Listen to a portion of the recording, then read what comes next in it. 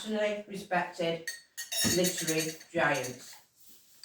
However, none other than Rabbie command an annual evening in their honour to celebrate their contribution to literature. For on the 25th of January each year, around the world and around the clock, there is not an hour in the day or night where a Burns supper is not being celebrated somewhere on earth. Rabbie Burns, born in Alloa, Ayrshire, on the 25th of January 1759, was the first of 7 children born to William and Agnes, who were hard-working tenant farmers. The Burns family may have been poor, but they were socially rich.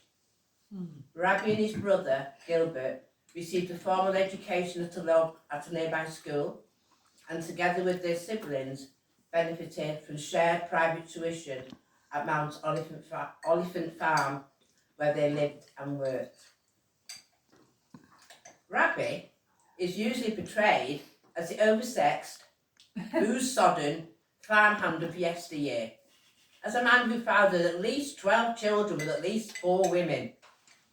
Yet nothing eclipses the memory of Rabbie as a charismatic, handsome 18th century poet whose works gave a vivid insight into the aspirations and anguishes of the less privileged. Sorry. Burns himself was not of a high enough class to vote. Instead, he used his writing desk as a ballot box. Most of his poems are written to get even with the clergy or some politician.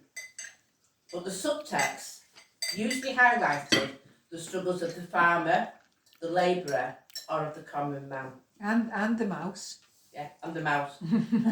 While Burns nailed his colours to whatever political and religious metaphorical mast suited him at any given time, equality was a constant lifeblood pulsing through his work.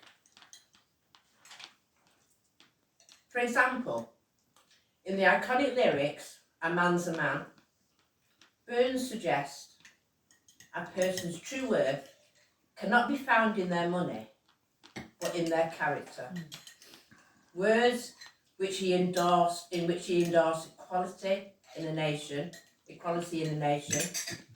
It should not surprise that this was a work of choice used to mark the opening of the Scottish Parliament in 1999. One day, and this is a little aside, English politicians might take a leaf out of the books of their Scottish counterparts. Maybe include a passage from a Shakespearean play at a state opening of Parliament. A comedy of errors, perhaps. Burns' words, steeped in the social fabric of the 1700s, maintain their powerful meaning today.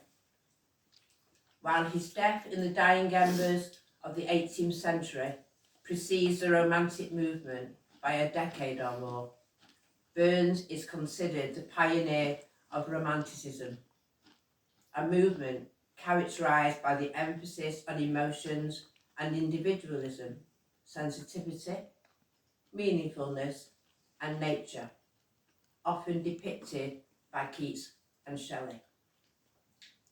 What is clear, however, is that Burns embodied the concept of romantic primitivism, in that he illustrated the glorification of the common man, a man educated by life and by nature. Throughout his life, Burns wrote of the finality of everything. At the age of 15, he was a principal labourer at Mount Oliphant. There he was assisted by Nellie Kilpatrick, a blacksmith's daughter. Handsome now. That was a poem I read you. Brought in to help with the harvest.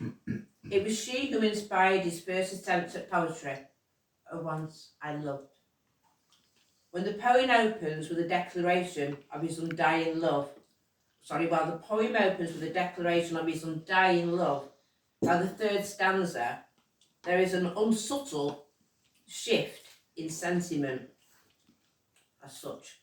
A bonny lass, I will confess, is pleasant to the ear, but without some better qualities, she's no a lass for me. It is evident that from a young age, Burns tempered love with reality. A reality that threaded through his later love poems, and indeed all his works.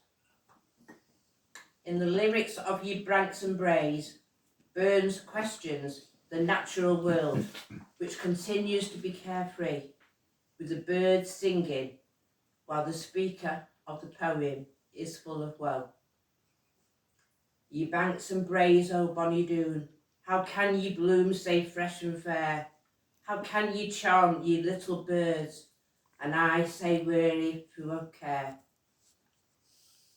A train of thought replicated in the lyrics of Red, Red Rose. While it epitomises love, the true meaning lies just beneath the surface. Till all the seas gan dry, my dear, and the rocks melt with the sun, I will love thee still, my dear, or the sands of tides shall run. For Burns, nothing included love lasts forever, and the rose, symbolic of love, would one day wither and die. Burns' normalisation of death is synonymous with his interest in the occult and supernatural. Burns admitted, I am naturally of a superstitious nature,